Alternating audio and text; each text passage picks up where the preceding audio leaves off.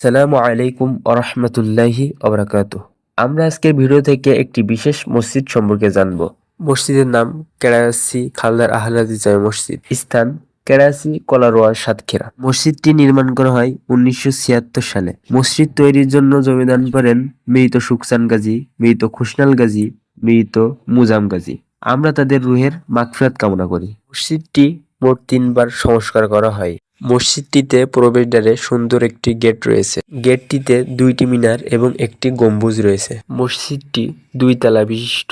এর 2য় তলায় আরও একটি মিনার তৈরি করা হয়েছে এবং মিনারে রয়েছে 4টি হরেন এবং মসজিদটির পাঁচিল ঘেঁষে রয়েছে উযুখানা।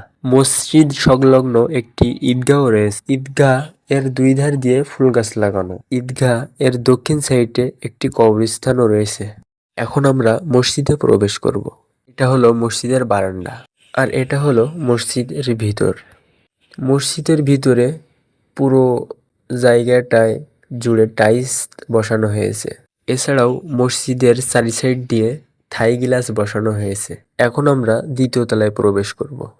মসজিদের 2য় তলায় প্রবেশ করতে হলে আমাদের এই ব্যালকনি দিয়ে গিয়ে সিঁড়ি দিয়ে উপরে উঠতে হবে। মসজিদ এর 2য় তলা মূলত মহিলাদের জন্য নির্মাণ করা হয়েছে। 2য় তলায় এখন ওয়েল্ডিং এর কাজ চলছে, খুব দ্রুত শেষ হয়ে যাবে ইনশাআল্লাহ। এটা হলো 2য় তলার ব্যালকনি। ব্যালকনিতে একটি উযুখানাও নির্মাণ করা হয়েছে।